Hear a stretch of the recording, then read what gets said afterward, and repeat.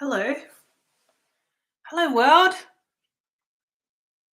So I don't actually know how this works. Did it start before I started it? Because there's already messages here. I don't know. But the hello world thing, that was funny because every morning I open my window in my bedroom and I yell out, hello world. But I live on a property, like who's listening? But imagine if my neighbor is actually listening to that and I'm saying hello world. Can you guys hear me? Can somebody let me know if I think it is, because otherwise I'd have to mute it. Okay. Um, can you chat about growing ranunculus from seed and have you tried anemones from seed? Hello, Donna. Okay. I've done ranunculus and anemones from seed. I've got a whole video on growing ranunculus from seed of how to do that. We started doing it because ranunculus corms are just so expensive, especially in Australia, and you can't get the really amazing ones anyway. So I just figured, stuff it, I'm just gonna grow them from seed. They're actually really easy. It's just the germination temperature you've got to get right. And I can't remember what that is off the top of my head. Is it like 18 degrees or something? And most hot houses are going to be too hot for that. We lost a lot of our ranunculus seed and in that flood that we had. So not seed, the 1-year-old plants, we lost those. They were washed away. And the ones that didn't wash away rotted. I should have lifted them out of the ground. I shouldn't have left them in, but you live and learn.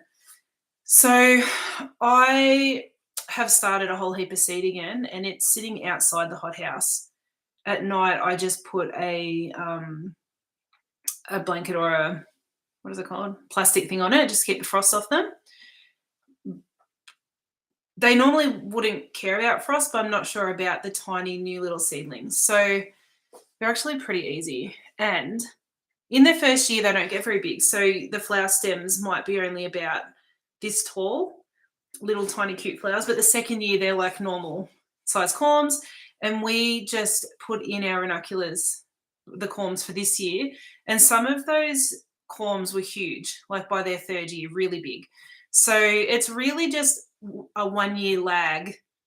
If you're in Australia, I don't know how big you can get ranunculus corms elsewhere, but in Australia, they don't come very big when you order them.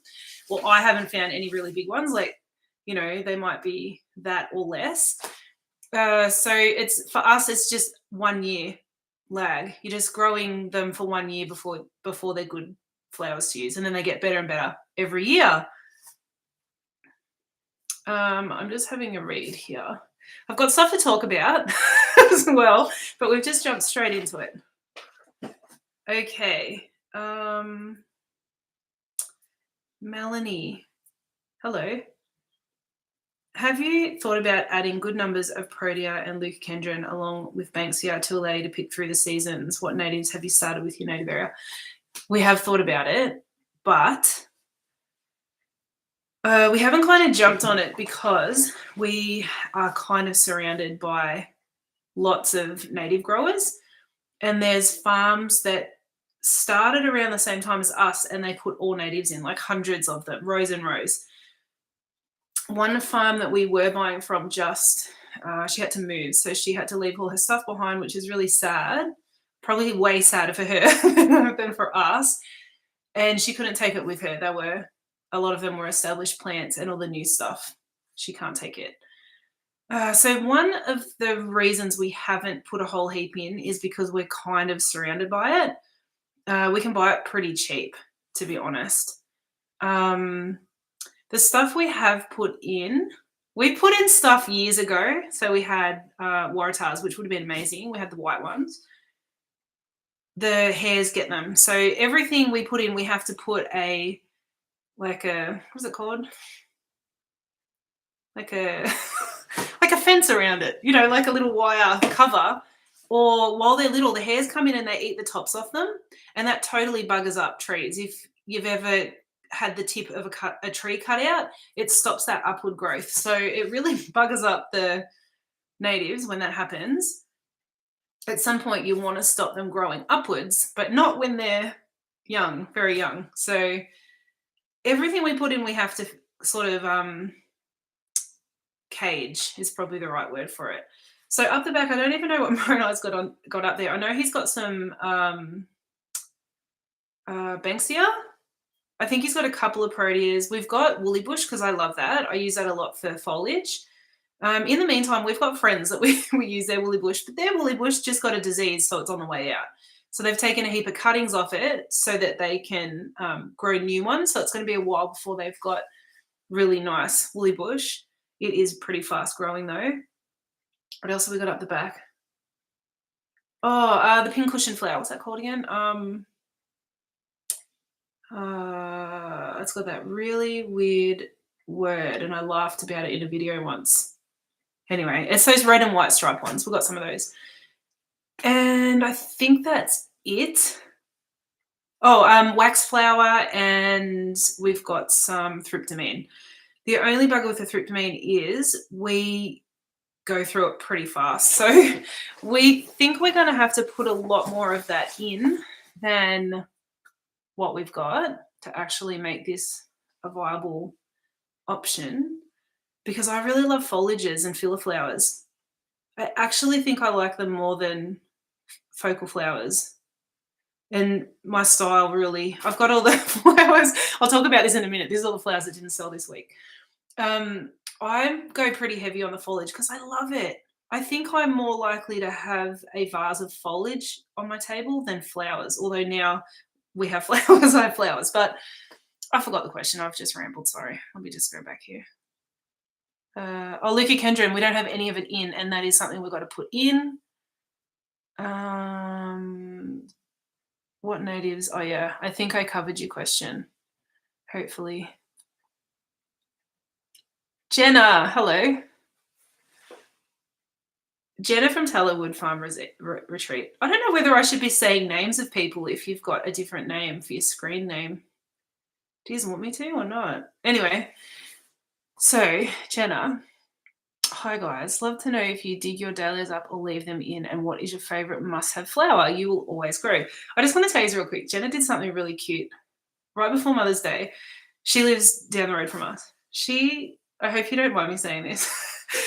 She went roadside, bought flowers for her. I think it was for your mum.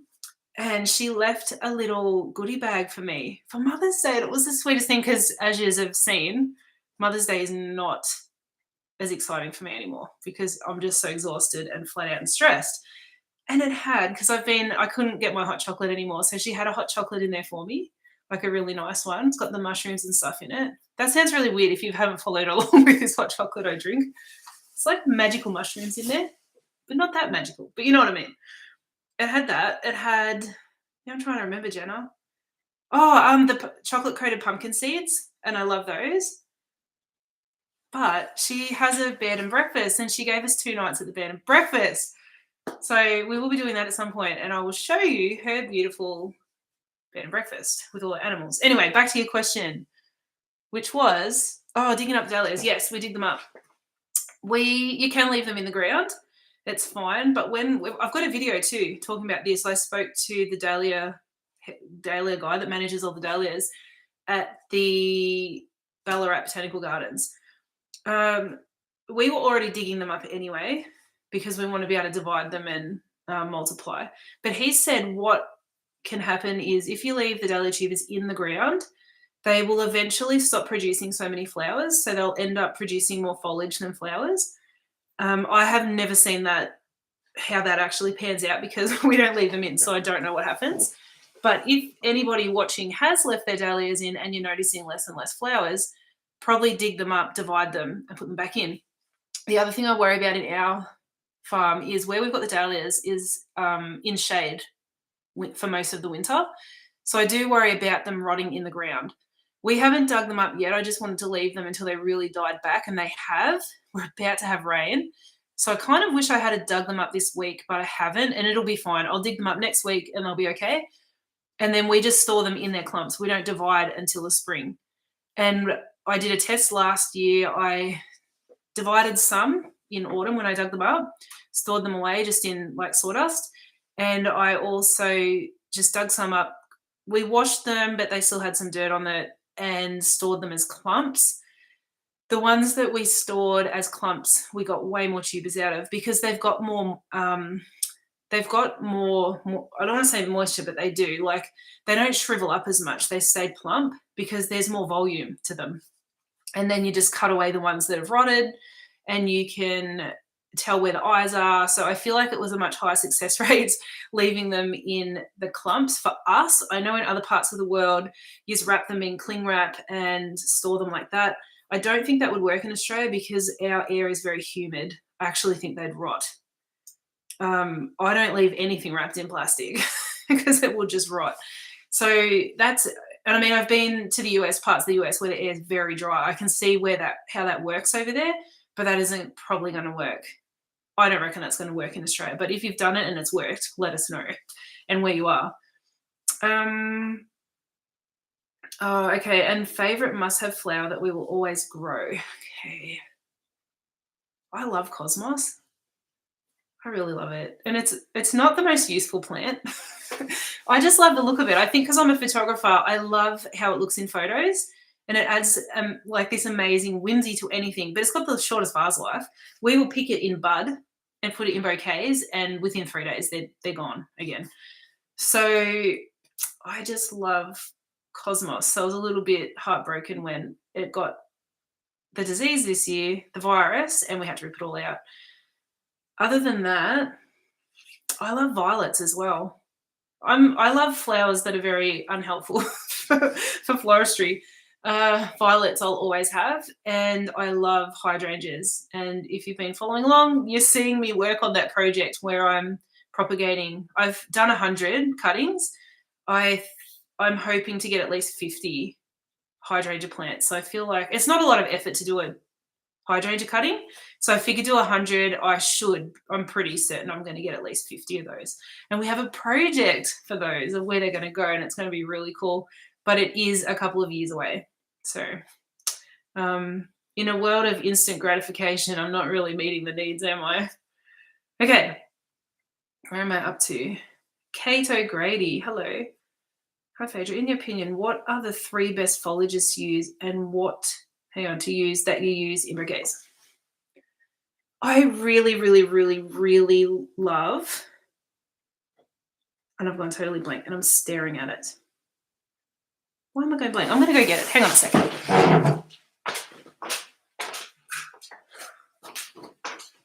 I use this all the time. What's it called? Oh, I hate it when my brain does this. Come on, brain. Come on, brain. We're live. Diosma. It's diosma. I love it. The problem with it is it's very slow growing. So we've put plants in, but it's not something I'm going to be able to use all the time because it just won't. It doesn't grow fast enough. It's cold in here. I've got my jacket on my knees. Okay, let me think what else I really love. I love so many foliages. I like the gums, but I like the spinning gum, and I don't have any to show you. Oh, actually, I probably do. Not quite. It's similar to this one. This isn't it. It's similar to this one, but it's got a much sort of leathery leaf. What's it called? Anyway, I love it. The only problem with the natives are they seem to get kind of chewed up and yuck around here. You've got to really get onto it. I found a spot on the side of the road that had that variety of gum that I really love, and it's tucked in behind sort of like an area off the road. You got to go for a bit of a hike. So I've been in there and I've coppiced it all, and it is growing back, and the bugs haven't got it yet, but they're going to get it. Like I feel like they're closing in on it. So I don't know if you're in Australia and you're in the flower groups in Australia. His name's Stuart, but is it Stuart Peterson, Stuart Patterson? And he's got the big native farm. I think he's up in Queensland. How does he get it so nice? Like, does he have to spray everything to keep it good? Oh no, Moroni's ringing me. He'll have to send me a text. So that I like to. What's another foliage that I really love? This is a hard one. I can only choose 3. I really like leptospermum as well, which is a native. I had some this morning, but I've used it. I had an order. It's a little bit similar to tryptamine, but it doesn't have the flower on it. But it's got those tiny little leaves all the way up the stem. I really like it as well because I like foliage that spikes out over the top of the bouquet. I don't know. I like lots of things. I like jasmine. I feel like if you don't have a jasmine vine, put one in, just let it grow over the top of a woodshed or a shed or something. Just let it go crazy there because it's so pretty and they're so good when you've got to do something like a wedding or a vase arrangement or something. They just look so nice. Oh, I like ivy too. I love ivy and I've put a heap in and people think I'm mad, but it doesn't take off here like it does in other places. It's not going to become a massive problem here. Plus I keep picking it, so I don't think it's going to be a big problem. Hopefully I answered your question there. Okay, Jenna says I can say her name. That's lucky because I already did. Okay, thanks, Melanie, I did. Oh, Nettie. Nettie's an old friend of mine from years ago. Have you ever thought of growing hot lips? What are they? Because it grows as a big bush. I'm going to Google it real quick. Hot lips bush. Oh yeah, I see. Oh, it's a salvia. Okay, so I really love salvias. Oh no, hang on, am I looking at the wrong one? Is that what it is, Nettie? That one that I just showed? I think there's like a lag on the chat, so she'll probably answer me, but it'll turn up. Stuart Pearson. Okay. It'll show up in a little bit. Okay. I love salvias. I'm just trying to remember with this one. There's a pineapple salvia and it's beautiful. It smells like pineapples and I love it too. Does this Hot Lips one lose its petals though? That might have been, but if not, I like it, Nettie, and I reckon I should put some in.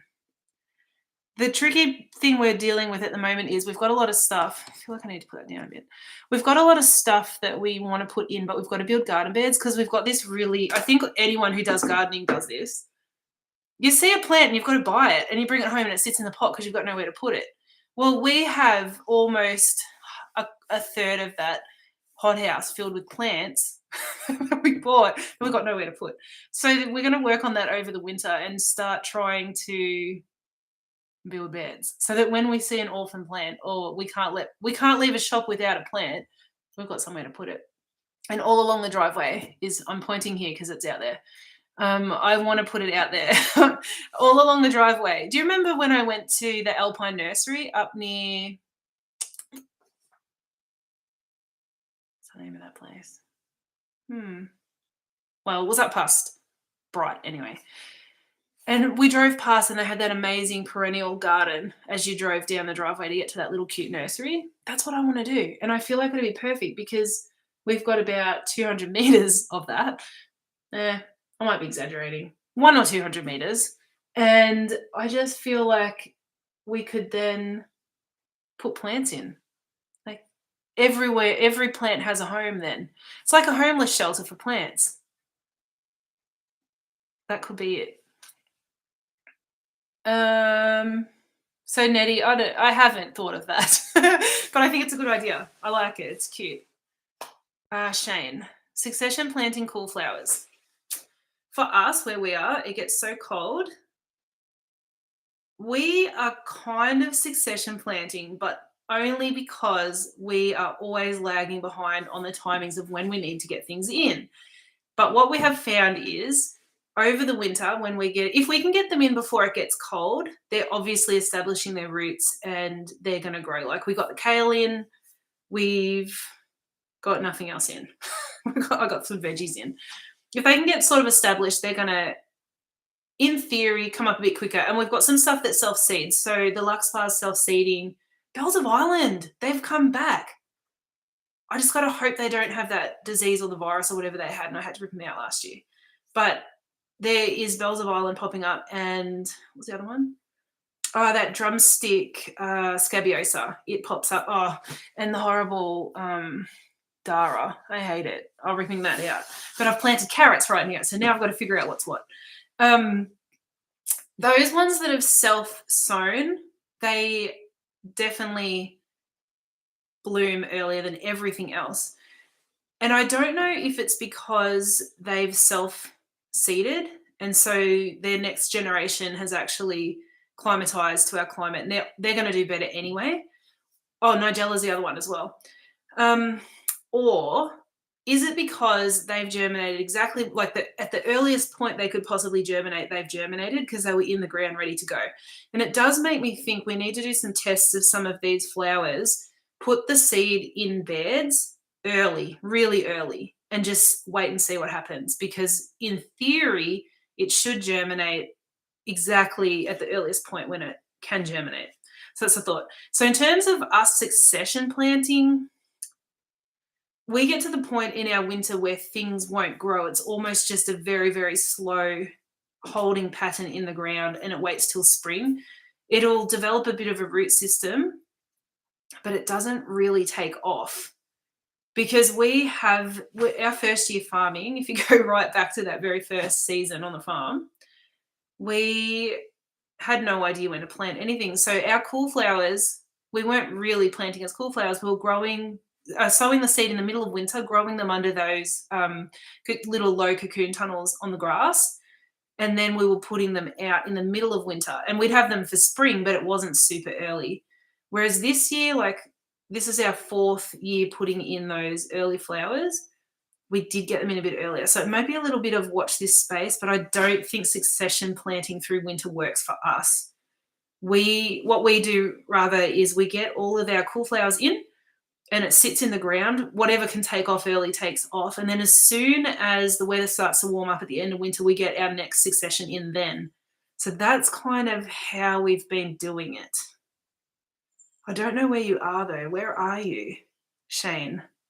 Because it's going to be different. Where we are, like right on the cusp of the Alpine.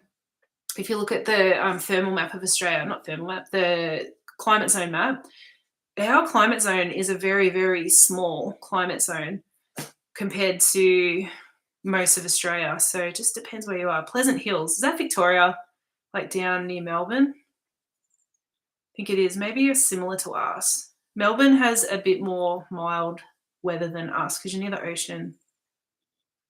And I don't think you get as such heavy frost. So you might be able to try succession planting. Okay, Anita Bell, hello. Hi, Phaedra. Thin dahlia stems. Is the problem with not cutting back hard enough when picking, or is it just the variety? They seem too thin as the season progresses. What I've noticed is it's just the variety. Some have really thick stems and some don't. What was that variety called? I was kind of raving about a variety early in the season, but you're right. As the season went on, the stems got thinner, and I'm not growing that dahlia again. The stems were too thin, and they kind of like bowed over like that. I think some just have thinner stems, like the little anemone style dahlias. They've got the little small heads. They've got thin stems. And the one that I'm talking about that bowed over, it was one of the water lily sort of style ones. I like the ball. I like the ball variety ones. So yeah, I think it's just variety, and it's trial and error of what works for you in what you do and in your area. So you've got to kind of buy dahlias and start narrowing it down, which is why I've only ever bought, when I've purchased tubers, I only buy one tuber at a time, and I test that for a season and decide if I'm going to keep it or not. Yeah, so I think it's just variety. I'm sure that if you have an unhealthy plant, that could affect things too, but I don't think cutting back. Do you guys know that when you do that first cut, so you've got to pinch your dahlia, so you want it to spread up so you pinch it early, get it in the ground when it starts shooting. Usually when mine are about that big, I'll go in and snip out the center. But do you know that first cut that you make off the flower, you want to do it as low as possible. I don't know why, but it sends a message to the plant to send up long stems for the rest of the season. I don't know why, but it just does it. And I have actually read that somewhere else. So it's not just me making up this. Okay, let's see. The other thing about dahlias as the season progresses, they just get old. Like the plants only have a short life when you really think about it. And towards the end of the season, they slow right down. Boomer Brewley, hello. I like your name and your little dog icon. That's cute. I can understand you not enjoying Mother's Day anymore. I'm a mail carrier and the joy has gone from Christmas. Oh, yeah. I bet. I dread it and I just wish it was over for the whole month. That sucks, doesn't it? And I bet you for you, people aren't very nice because around Christmas, the time when we should all be being cheerful and kind, people are so mean. I think because everyone's so stressed. Whereas Mother's Day isn't quite like that. People are happy. They're excited to buy the flowers and give it to their mum. But it's just behind the scenes, just so exhausting. Shane, hello. Succession planning cool flowers. So once the frosts go out for winter, when should we start the next lot indoors? Stick to 2 weekly or have next lot of seedlings ready? Okay. We hold seedlings in our hothouse sometimes for months, and over the winter they'll just sit there. So this is what we're doing. We've got the plants in the ground already that we're getting in the ground. We're putting the ranunculus corms in now. I will do a video on this. A little bit behind on videos.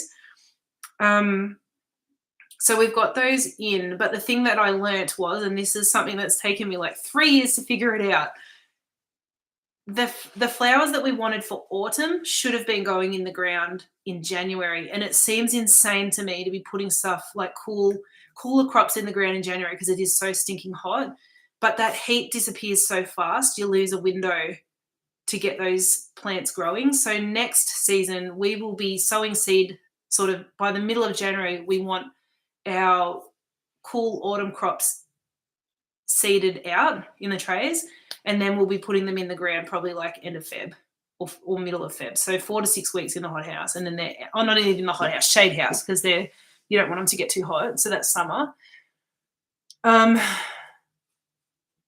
just trying to think. So we've already sown our seeds, our cool flower seeds. We haven't quite finished it, but they're all being sown now, and we just get them out over winter.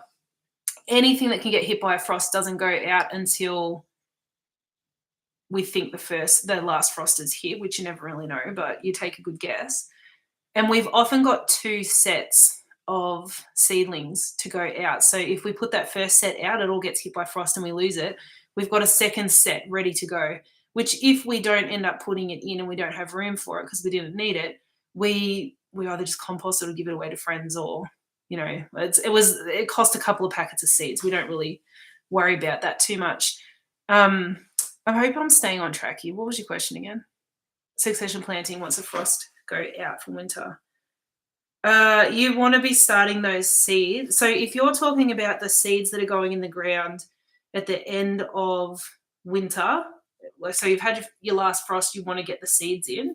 You want to have them growing you want them growing already. So you're wanting to kind of have those seeds started. We will be starting that seed sort of mid-July, ready to put out at the end of winter. So we just do those in the dead of winter, and they grow so slow. Like they'll germinate in that hot house. I'm really hoping I don't have to use a seed mat, like the heat mat, but I might. And then we just put them out. So things like cosmos. I do my veggies too. I start my summer veggies. I aim to have those seeded out by the end of August. Like because I want them out in the garden as soon as possible. I hope that's answering the question, is it? Let me check again. Stick to 2 weekly or just have... Oh, we don't do 2 weekly successions. The only things we do two weekly successions with is sunflowers. And so we will start our first row of sunflowers before we think the frost is finished. Like we will sacrifice a row, just because if that was the last frost, we've got a really early kickstart to the season.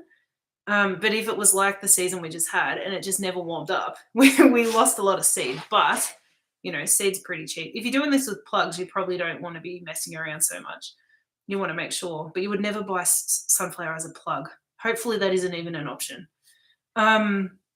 Sunflowers we will succession plant every 2 weeks all the way through, right up until our last succession went in and we didn't make it through. I think it was right at the beginning of April, because last year our frost hit mid-June, so we actually got our last succession of sunflowers, I think. Or we might have just lost one. We've lost 2 or 3 successions this year because the frost hit. It wasn't even early. It was on time, but we're always hopeful. The other thing that we succession plant is feverfew, but we don't do it every 2 weeks. It's more like every month, but we've switched our system and we now do it via cuttings because it flowers faster. And I need to show you that in a video as well. I'm just trying to think what else. We don't succession through the winter with anything because nothing grows. When we get that hothouse up though, it might change, so I'm not sure. Oh, Henty, that's right. You get pretty heavy frost up there, don't you? But it's drier. Yeah, you're going to have to play around with what you can do. Just do test patches of stuff and see what can happen. They're starting to go by soil temps now rather than the seasons, yes. And the soil temp, the one that matters more than anything is the nighttime soil temp. That's the one that the flowers are going to be more triggered by than the daytime soil temp. That is why many of our plants this season didn't do too well, because our nighttime temps over summer got too low. It didn't stay warm overnight. We had quite cool nights all summer, which is amazing for a human. Like, that's perfect outcome for a human. But for cut flowers, they hated it, and they were very, very slow to develop all summer. Yeah, it is all over the place. Okay. Edwina, hello. Do you have any problems with wallabies or possums? I assume the white netting you use as fencing is effective because it's floppy on the ground. The wallabies haven't bothered too much with our garden. And my dad visited not long ago, and he has a dog, and that dog walked over the whole property, and we haven't seen the wallabies since, because I'm sure it could smell the dog. So it's a bit sad, because they weren't really causing trouble. They will eat the tops out of things, like, again, if we would have put natives in. Possums, I don't reckon we're having any trouble with that. And our big compost pile is just an open pile. We put everything on it. So there's plenty of food. If they want to scrounge for food, they can get it over there, which is also where the rats are getting it. We're having this endless battle with rats. And they're massive, like monster rats. They're huge. They're like, I don't know if this looks like an exaggeration, but I thought the rats were possums. They were that big. Wallabies, what was the other one? Possums, yeah. The white netting is actually to keep the rabbits out, because they're what we're having the most problem with, because they will come in overnight and just eat everything. So we had to try and keep them out, and we need to put fencing up, like proper fencing, to keep them out.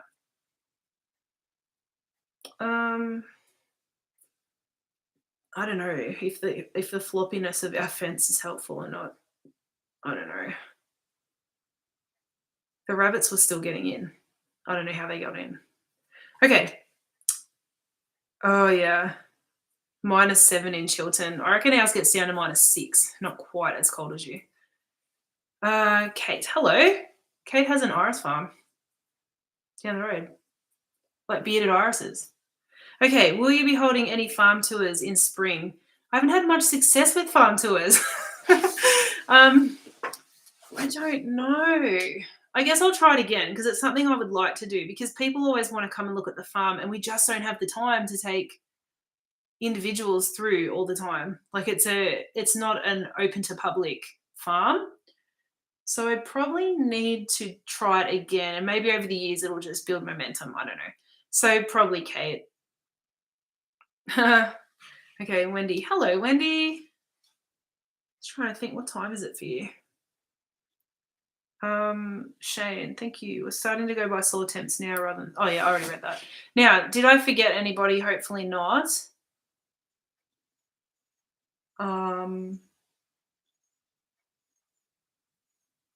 I think I've got everybody. If I've missed your question, please pop it up there. Okay, so what I've got on my list is I wanted to talk a little bit about Mother's Day. So there's not going to be a Mother's Day video like I did last year where I just sort of filmed everything and showed you the whole process, because in all honesty, I thought about it, and last year's Mother's Day video is pretty much the same as what happened this year. It's just chaos. It's a lot of flowers. The only difference this year is we did double the amount of flowers. So, which would make you think that I would have been a nervous wreck and just didn't sleep at all. But I think now that we've done 4 of these big things, so last year we had Valentine's Day and Mother's Day, and then this year we had Valentine's Day. So by the time I got to Mother's Day this year, it was the 4th time I've done this. So I had a much better system of how to manage it. And I did stay up late, but it wasn't past midnight. So I feel like if you can get to bed on, if getting to bed much earlier than that is way better. But if you have to stay up late, if you can still get into bed and get to sleep before midnight, it's almost a normal day. I mean, I was lacking sleep by the end of the week, but it was way more manageable. So that's good. Oh, yeah. So Wendy, it's 9:36 p.m. It's not too bad, is it? It's just a ridiculous time for anybody in the UK or Ireland. It was like 3 a.m. for them, so I don't think they're watching. But hello if you watch it later. Okay, what was I saying? Yep. So Mother's Day was much smoother. There were points in the week where I was thinking, am I forgetting something? Have I forgotten to do something? Because I felt like I wasn't stressed enough. But I really think it's just because I've got a good system. And I'll probably, before Valentine's Day, put out like a thing that you can print out if you want to have a go at a big day like that, of how to pace it and when to do certain things so that it doesn't all fall on you 2 days before. So I feel like I'm in a position where I could actually advise somebody about how to manage it now. But the thing is, for us, we had sold out. So we doubled everything. I think we made like 120 arrangements. We'd sold out by lunchtime. So we were open for 4 hours and it was all gone again. So we could have sold so much more. We were going to have 2 locations running. In the end, we didn't, because the people who were going to help me pulled out at the last minute, which is very annoying. That's one of the problems. It's very, very hard to find people to help that are going to actually turn up and help. They'll let you think they're helping for weeks leading up to it, and then for some reason they can't help. But it kind of was okay, because I decided in the end not to order, 2, 3, 4 times the amount of flowers that I ended up with, because I was a bit worried about the economy, because it's been so bad. Flowers are a luxury. It's been so bad. I was really worried about spending like $3,000 or $4,000 on flowers and then not being able to sell them. And that is a massive amount of money to just have to throw in the compost.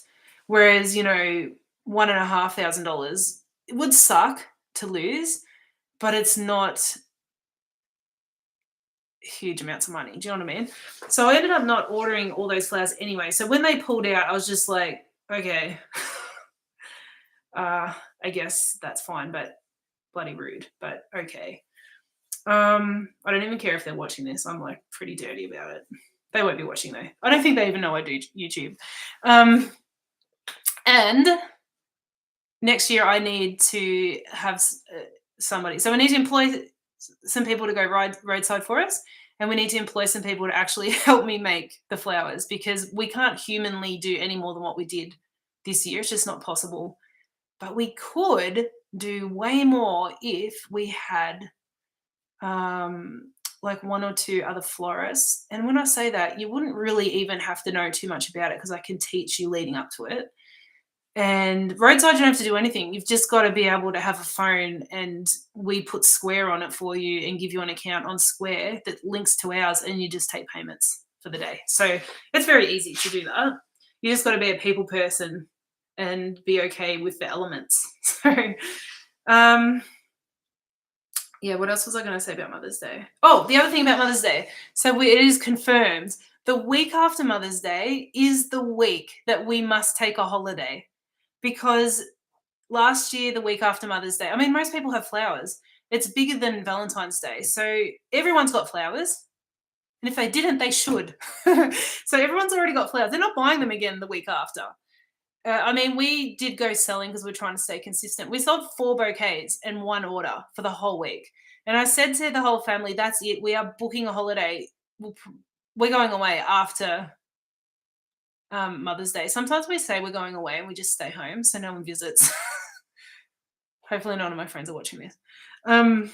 So we will just go somewhere, probably just in Australia. Like, it's too much effort to go overseas after not sleeping for a week. So that is the other thing about Mother's Day. And probably if you're doing it too, I don't know what happened for you guys. Who actually sold flowers on Mother's Day, and were you flat out? And did you sell anything the week later? That's something I would really like to know. Oh, Wendy wants to know about changing the name. That's right. I'm in 2 minds about this. So is Noble Flowers a good, my first question was, is Noble Flowers a good name for the YouTube channel? It doesn't actually really describe anything about what we're doing. Whereas Noble Flowers for the florist business makes sense, I feel like. And I feel like the business has kind of broken into 2 things. There's the florist business, and on Instagram, the people that follow me on Instagram, I think mainly are people that are more interested in following a florist and flowers. I don't feel like I can be as personal on the Instagram account, on the Noble Flowers Instagram, because it's just not the right audience. The audience doesn't seem to, I know there's probably some of you that follow me on Instagram, but it doesn't cross over. Most people that follow me on Instagram are not watching YouTube videos, unless she's all proved me wrong right now. But I mean, there's 1,500 people on Instagram. I don't think they're all here on YouTube. So that was one thing. It's kind of ended up being 2 clear, distinct businesses. So there's the florist business, and then there's the online, like I guess the best way to say it is content creation. So YouTube, and it's slow, like it's building, but it's building slowly. But I know that it's going to build up, and this is going to end up a pretty probably a full-time thing doing content, which is good. Like that, I never imagined I actually never imagined being on YouTube. So I think it's pretty cool. And sometimes we kind of laugh about, oh no, we have to do this because the farm isn't just supplying us flowers, it's like supplying us content as well. So there's different ways to manage the 2 things. So the name, I did wonder, should I change the YouTube channel name to something that describes more of what we're doing? And when I say that, okay, so I've got to backtrack a little bit. There's a lady up the road, and she does farm setting, which everybody's familiar with farm setting, right? She released a book, and she calls it future steading, because really what she's doing, she's trying to teach people how to prepare for the future, whatever that may be, to be self-sufficient. So she calls it future steading. And I realized the other day, I'm thinking, we are steading, you know, and I was thinking, we're literally making our living off flowers. And the other side of it is, okay, this might be too much information, but I'm going to say it anyway. I had a massive corn on the bottom of my foot. And if you've seen me walk in videos, I got the weirdest walk. I promise you, I never used to walk like that. And it wasn't until I saw myself walking in videos, I'm like, what am I doing? Like, I'm flapping my arms around and I'm walking like this. I have a very weird walk now. And I was like, I bet you it's that corn. Because I've had this thing under my foot for like nearly 20 years. And it's painful. But I just put up with it. Like, I've got a high pain threshold. I'm like, oh, well, this is just what it is. We'll just move on with it, blah, blah, blah. But anyway, I thought, stuff this. I've had enough of this thing under my foot. I wonder what life is like without it. So I went to a podiatrist. He cut it out. He goes, this is like the biggest thing I've ever seen. I'm like, yeah, I know. It's been really sore. Anyway, it's gone and there's 0 pain. It's completely gone. And I probably won't be walking like normal because now my muscles have learnt a different way of walking, but I've got to teach myself how to walk normal again. Why am I telling you this? That's a good question. Why am I telling you this? Why am I? What was it? What was I talking about? Because I had to backtrack. No. I think I just went off on a tangent now. I can't remember where I was going. Sorry. I don't remember what the topic was right before I started talking about the corn in my foot. If anyone can enlighten me. The lag on the chat's really annoying because I have to just sit here and imagine that I know what I'm talking about, but I don't. Anyway, we'll have to come back to that. Can't remember now. I think it was something to do with the name. I don't think I can take future steading because I have an idea, but I feel like if I say it, everyone's going to pinch it. I went and bought the domains though, but one of the domain, the .com is already owned by somebody in Toronto, and I looked them up, and it's just like a tech company, and I feel like the tech company pinched the domain because they know someone will want it one day, and you're going to have to pay megabucks to get it off them now. No, and add farm to the name. Noble Flower Farm. Do you agree that it needs something else though, or do you think Noble Flowers is fine? I just feel like if you see Noble Flowers, what is that? Because it's not, the big focus isn't on floristry. Oh, okay, I'm back. I remember what I was talking about now. So the corn in the foot, right? I was talking to the podiatrist. We were talking about life, right? Because this is what I do every time I sit down and talk to somebody. I was talking to him about life, and he was saying how this is his second career, and he was talking about what he did, and he goes, "What do you do?" And I'm like, "Well," and I was explaining I was a social worker, and I've been a photographer, and now I grow flowers and I make YouTube videos. And he was kind of looking at me like, well, he didn't care, but it was making me think there's so much pressure on people to have a career. Like that's what we're taught at school we have to do, right? Go off and have a career and be somebody. And it made me, having that conversation with him, realized I'm not into that. I don't actually care. I don't think I've ever chased a career. The thing that I'm chasing is a nice life and a nice lifestyle. And that is what flower farming has given us. And when it hit me, I was just like, I don't really care what people think anyway. Like a lot of people think I stay at home and do nothing. That's what they think I'm doing. I don't sit down all day. I don't have to like justify it to anybody either. But the thing I realized is I'm not chasing a career at all. I am chasing a nice life, and so is Moroni. And I feel like the flower farm is opening up that door for us.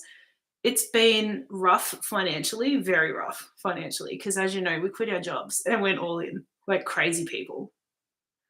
But the reason we could do that is because we had low debt.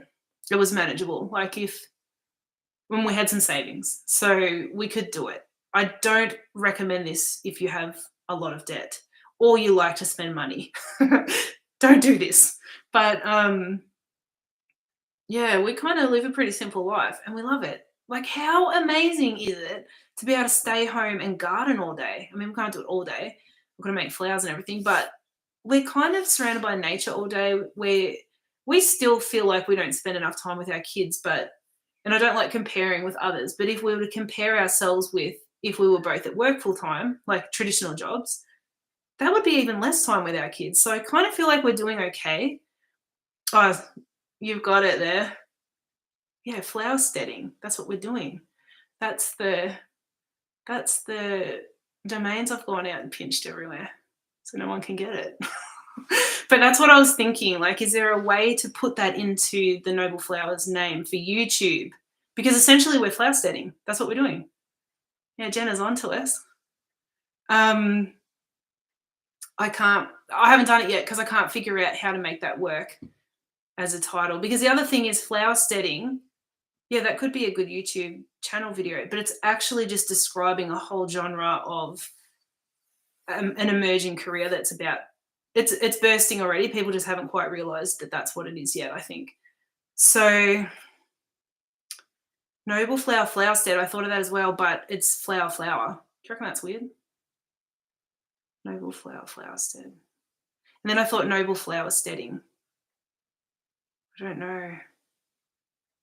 And then it's dicey to talk about it before you actually do it because someone will be listening and then think, oh, I'm going to go and get it now. So if I can't do it, then there you go. I won't tell you. I won't say stuff on lives anymore. Probably you guys that are here wouldn't do that, but um, yes, I don't know what to do. I feel like adding farm is all you need. You call yourself a flower farm. Yeah, that's so true. Oh no, Dora Jen, I don't care. Um, Wendy, yeah. I feel like adding farm is all you need. Hey, something else I wanted to ask you all. I like doing the live, but it feels so one-sided. It's so weird that we can't really have a proper conversation. Do we want to do a Zoom one day? That's what I was wondering. And would you all like to meet each other? That's the other thing. Like, does the community out there that's building under Noble Flowers, do you want to know each other better? Like, do you want me to figure out a way to connect us all? Like, do we want that? That's something I was wondering. Which leads me into a couple of people. Like, this isn't even a big request, so don't get excited, anyone. But I've been asked about Patreon. And I honestly think at this point, I don't have enough of a following to do it, if that makes sense. But if we were interested in doing a Zoom call like once a month together, that could be a tier that could work. That's it. And I mean, when I do eventually, like I'll probably do it down the track or do something like that. When I do eventually do it, I want it to be really good so that if people are willing to pay a membership, they're getting really good stuff, not just I mean, I don't want to bag out anybody else by saying this because people obviously pay them. But I follow photographers, and the stuff that photographers offer on their Patreons is really good. Like Sam Hurd is my favorite photographer.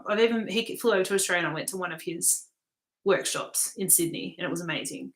One of his levels of Patreon, he's very sought after wedding photographer. One of his levels of Patreon, I think it's like $1,500 a month, which sounds ridiculous, but what he's giving you for that level is one-on-one coaching, which is to get one-on-one coaching from him, he would set you up for life really as a photographer.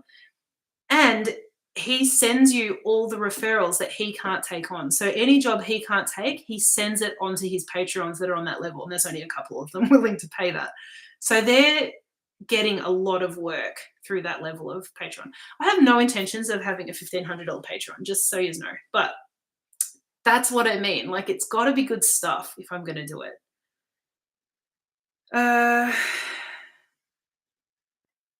Oh yeah, meetup. Yeah, okay. So I'll have a look at how we can do this Zoom.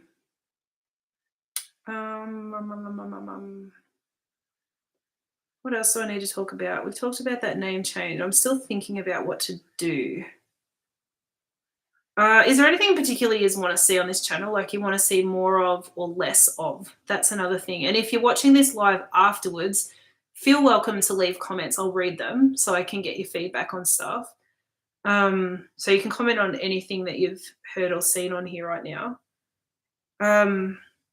That's the other thing. Like, are you happy with the direction it's headed in? It's not like we're not like other flower farmers on YouTube. I know that it's made one person in particular very cranky at us, but we are not doing what she wants, and that we're not doing strictly flower farming. And she doesn't want to see what we do with our family. She's made it very clear to me. She does not like us. Pretty sure she's the person that's going around. Someone's leaving an unlike, like a thumbs down on all our videos, which actually really doesn't bother us at all. It actually just counts for engagement, and it's only telling the algorithm that she doesn't want to see our videos. Well, I don't know it's her. I'm just assuming. I shouldn't assume. Anyway, do you feel like this is a good direction? Because ultimately, the audience, you guys, is what matters. And I want to make really good videos for you guys. Hello, Lindsay. Okay, good. Because I do feel like it is flower steading. We are literally living a life of flowers. That is what we're doing. I mean, I am going to change. I don't know if I'll change the channel name now. I might. I'm going to change the banner and the little icon and stuff. I will do a little bit of I know, you want Moroni, but you know where he is right now? He had to go do a flower delivery, which is good because we made some money this week at least. Hello, Julie. I'm glad you're here too. I know. Moroni was supposed to be home by now, but he's so shy. Have you noticed that? He's very shy. Um, I suspect he's dawdling because he doesn't want to have to show up live. But if he gets home in time, he will. But I've also sent him to Bunnings, which for those overseas, you probably know by now, is our big hardware store. Because I changed all the towel rails over in the bathroom to hanging hooks because I got so sick of the kids not hanging towels up. My life has become finding pain points in the house and changing things to make it easier so I'm not chasing people up. So now they just have to hang their towels. But now I need a towel rail thing, little hand towel one. So he's going to get that for me. But he might make it. But I'd say probably not. We've been chatting for an hour now. Oh yeah, okay. So Jenna's saying she likes to see the behind the scenes of what we do. Yeah, I try to film as much as I can. There are some things like Mother's Day this year. I'm glad I decided not to film too much. I've got to edit a video of bits and pieces about it. And I'll probably repeat a little bit of what I've said in this live. So I am going to do a video, but it's not going to be like last year's Mother's Day video. That was a very comprehensive idea of what went on for Mother's Day. It's not going to be comprehensive like that. Oh, good. I'm glad you're learning. Do you know I found a term and YouTube sends me like random questionnaires, and I love doing questionnaires. I'm like, okay, YouTube, I'll do it for you. And they're labeling content like ours as edutainment, so education, entertainment, but they're calling it edutainment. Have you ever heard that before? I thought that was kind of cool.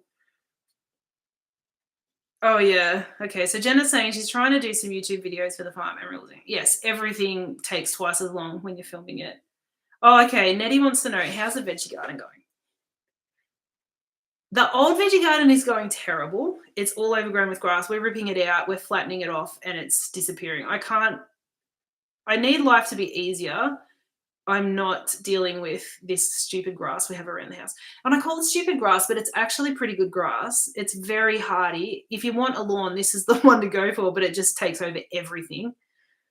Because it stays green all summer, which most lawns don't. Although with El Nino coming, everything might die. So we'll see what happens. Veggie patch. We're moving it out to the flowers. And do you remember in that video I said Moroni does not want the veggies out with his flowers. He doesn't want the veggies out there. So now he's chuffed about it because I planted radishes and he loves radishes and he's eaten them all. That's something I have to succession plant and I didn't. So now he's happy to have the veggies out there and he's giving me reports on how they're doing and everything because he's eating them as he's out there. And he didn't want trellises, he didn't want beans, nothing. He's like, it's going to mess up my flower farm. And I said, no, it's going to look really pretty. Anyway, he wants a trellis now because he wants beans and he wants snow peas. So, I don't know, for the men watching, I feel like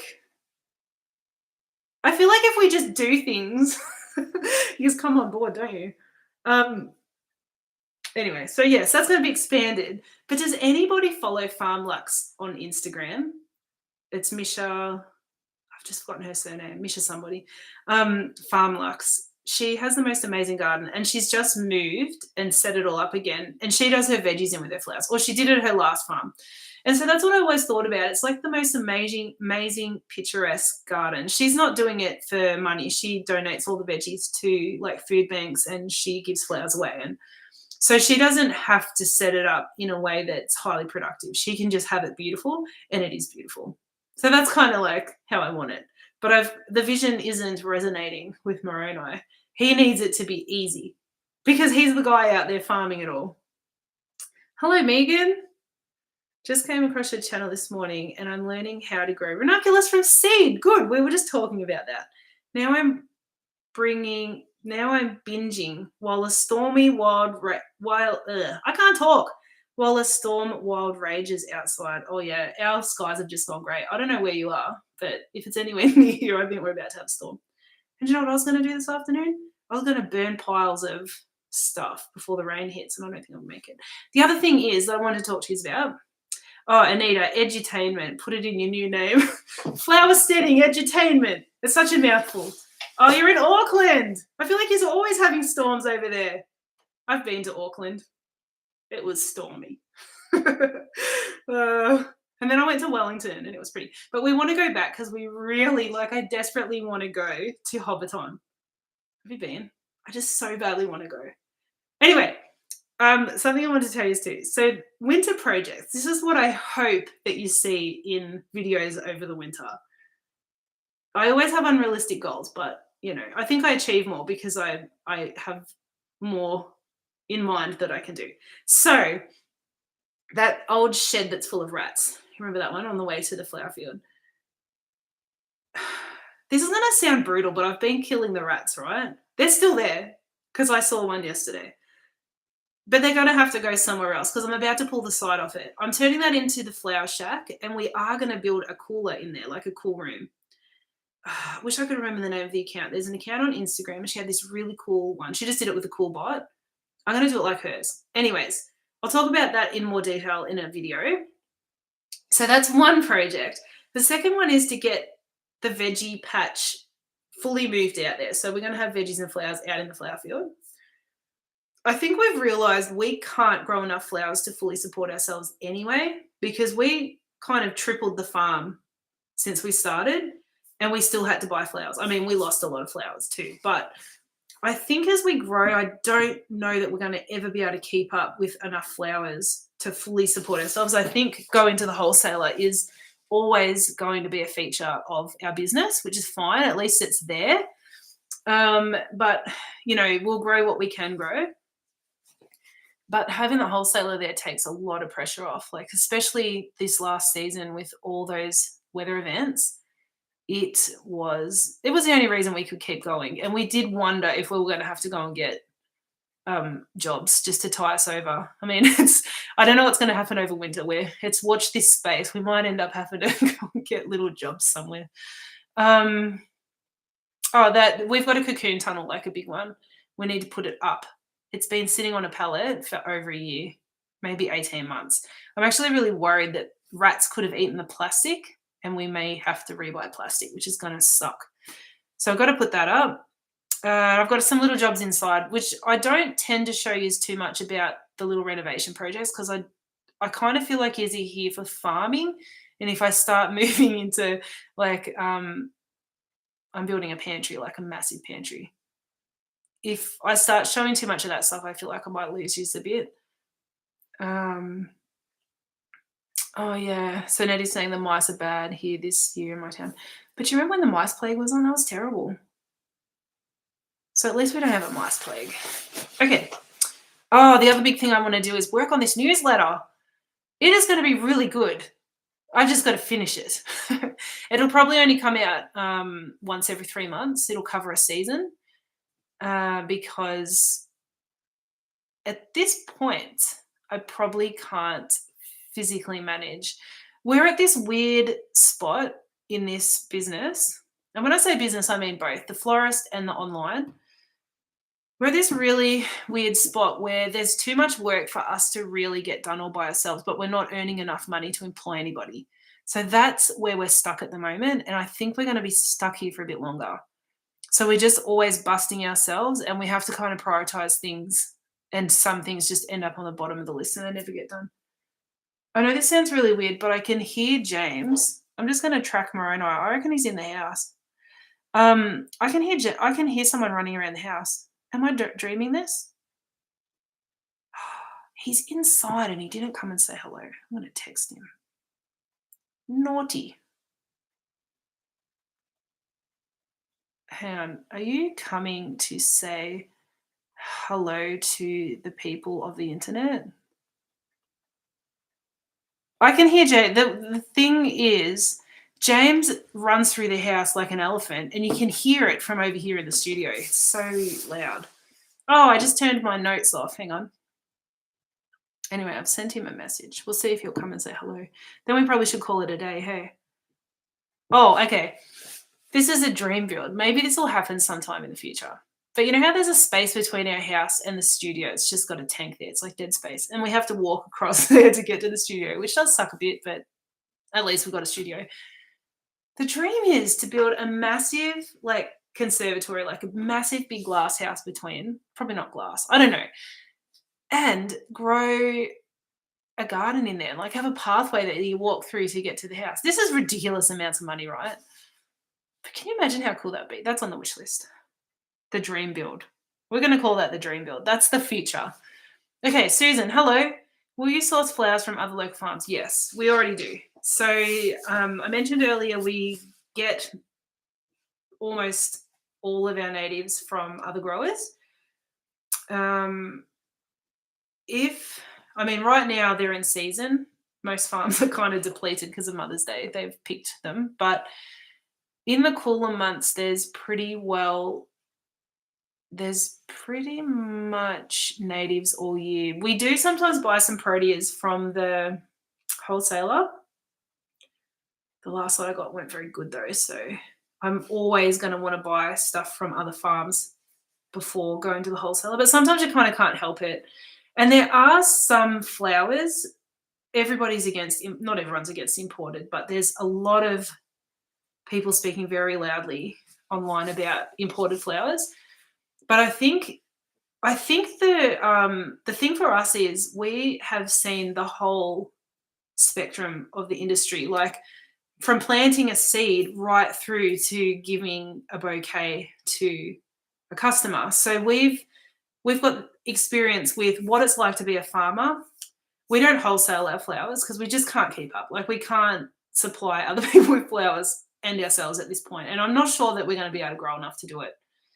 But we know the wholesale industry as well because we buy from a wholesaler, we buy from other farmers, and I talk to people. So I'm always asking questions and finding out things. And then we haven't been to the flower market down in Melbourne.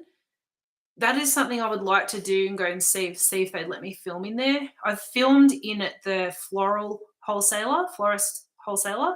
I just haven't edited it, but I will put that up so you can see what it looks like inside a big florist supply store. I want to do the one for the big flower market in Melbourne. I've just got to get in the door. Here's the hard part. And because you've got an application form, there's a system to even go in there. And we aren't big enough to buy from them. We wouldn't be buying enough flowers to actually probably be able. We would just annoy people, I think. So we see all these different aspects of the industry. So I see people online, I know they're passionate about stuff and they're getting very upset about things, but they don't understand the system. And that's the problem. Like this morning, somebody was very upset about orchids coming in plastic sleeves. So I've gone off on a rant, right? The plastic sleeves. So she keeps them and the little vials that go on the bottom to keep the water source on them. She folds them up, packs them away in the box and sends them back to the wholesaler to give back to the market. I think she sends them back to the market to give back to the grower. So he or she, so the grower can reuse these plastic sleeves and water vials. I can tell you now, they are not going to use that. Even if they've told her, oh yeah, send them back, we'll use it. They're not. They're going to chuck them in the bin. Because what farmer, when they're not being paid much for their flowers anyway, has the time? You can't just reuse them. You have to sterilize them and then dry them. You know those plastic sleeves that flowers come in? Who's going to wash that out, hang them all up so they can all dry just to reuse it? The farms do not have time for that. And same with the little vials. I mean, if she could send it all back clean and dry, maybe they would reuse it, but I don't reckon they'd risk it because if there's bacteria on those, it's going to get on the flowers and go to someone else and they're going to have a massive problem. So anyway, I think people are getting really upset about stuff and they don't understand the system. So I don't know if you know this, but you know these plastic cellophane things that, I don't know if any of you are buying flowers from a wholesaler, but most of them come in the plastic sleeves, right? The clear plastic sleeve. Because they're being transported, it protects them. There's disadvantages, like obviously the environment, but I'll get to that in a minute. They also make the flowers sweat and they can turn moldy. So they're not amazing. Paper would be better, but they're not using paper because it gets mushy because the water gets all over it and then you can't see the flowers at a market. You're just looking at paper sleeves. So anyway, those cellophane sleeves you can bury them in the ground and they break down. So she would have been better think about this, like the farmer's not going to reuse those. Why don't I just bury them in the ground? If they're uncoated cellophane, it's going to break down, within about 10 days or something, like a couple of weeks. If it's coated cellophane, it's like 3 or 4 months and it's broken down. So she could be doing that anyway. And this probably the farm's going to get that box and everything, just chuck it all in the bin. They might not even separate it. So now it's a bigger problem. So I don't think people quite realize with anything, there's a whole system that you can't just work on a problem in one isolated little piece of a system. You have to kind of consider the whole system and what each part of that system's doing. So anyway, I do feel like we're very blessed that we are able to see that whole system. And we know, I mean, if we were supplying flowers to a florist, we know how to cut them and condition them and get them to them nice. Anyway, it's good. Susan, that was a very long-winded answer. Will you source flowers from other local farms? Yes, we already do. Wendy, you should offer merch under the videos. If you have it on the site, you should put it here too. I had these jumpers, but then I thought to myself, who wants to wear a jumper with someone else's logo on it? So I think maybe the Etsy thing's all expired, so I took it down. I do have some ideas, but it's more useful stuff than a jumper with my name on it or a t-shirt with my name on it. And if I ever did that, it's got to be something good. Like Yackandandah has a folk festival every year, and someone will design, a different one every year will design a t-shirt, and I always buy it because it's got an artwork on it, like a limited edition once off. Once they're gone, they're gone. And I always get those t-shirts. So it's got to be something good like that if I'm going to do it.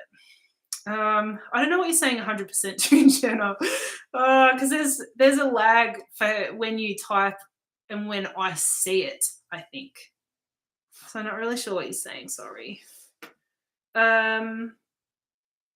Okay, I think I'm nearly done, unless you want to say anything else. I reckon Moroni's abandoned us. How rude. The other thing is, if James is having a moment, and he's been playing up a bit lately, he probably won't want to bring him over, and he can't leave him in the house. So there could be other things going on. I'm sure there is. I think in terms of our channel, we're just in a holding pattern at the moment. I'm just making videos. I'm trying to make them as good as I can, and hoping people watch them and hoping I get picked up by the algorithm. I am not nailing it with the thumbnails. I'm trying to, but there's a thing on the back end of YouTube that is called a click-through rate, and that relates to how enticing your thumbnail looks and your heading. And it gets pushed out to, it can get pushed out to thousands of people, and it'll give you a percentage of how many people actually clicked on it. So you've got to get that right. And then, so you've got to get people actually even watching your video, clicking on it. And then once they click on it, it's got to be engaging enough to keep them there. Once I get someone on a video, I can keep them there. Like my retention, which is another metric in the back end of YouTube, it's telling me that once people get onto my videos, they will keep watching it. And I think it's because I've done it like edutainment, as we're going to say. So the thumbnails, you'll see me messing around with thumbnails a bit. And I feel like I can tell you guys this because you like it enough to come to a live. So I feel like if you see me changing thumbnails around and titles, I'm testing to see what happens on the back end, because I'm trying to figure out what it is that I need to do for my channel. Like if you watch Mr. Beast, he's got like these full-on thumbnails. That's not me. Like I don't want to do these thumbnails where it's all in your face and like the big facial expressions, because that's not really, I don't think that represents the channel at all. So I can't just follow the mob and do the same thing. But the thing is, a lot of viewers are used to watching that. A lot of viewers are used to seeing that. Oh, thank you.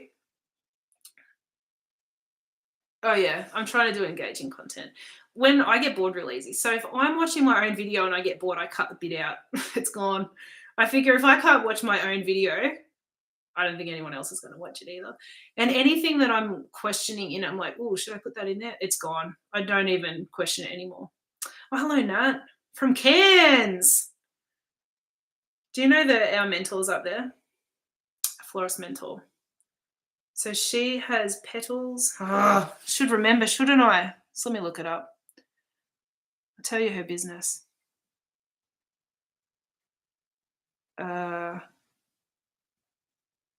Sorry. I'm gonna lose you while I look at my phone, aren't I? Stay! Give me a minute. Oh, okay. Ginger and Petals florist. I think she also is called Cairns Florist. So her name's Rhiannon. So you can buy flowers from her and say hello. And if you grow flowers, she buys from farmers. So it's got to be good quality stuff, but you can go talk to her. Okay. Yes. There's probably a lot of florists in Cairns, I'm guessing, but that's an option. Okay, I think I'm done. I don't think there's anything else I can tell you about. Watch this space with the name. I'm not sure what I'm going to do. Hello, Deborah. Thank you. I'm not sure what's going to happen with that. I feel like it's a pretty big decision because not only are you changing your name, you can change it back. Like, it's not a big deal. And on YouTube, there can be more than one channel with the same name. That's also not a problem. The little handle that you have, it's a unique to every person. We've got the Noble Flowers one. And probably that would have to stay as the Noble Flowers handle. Anyway.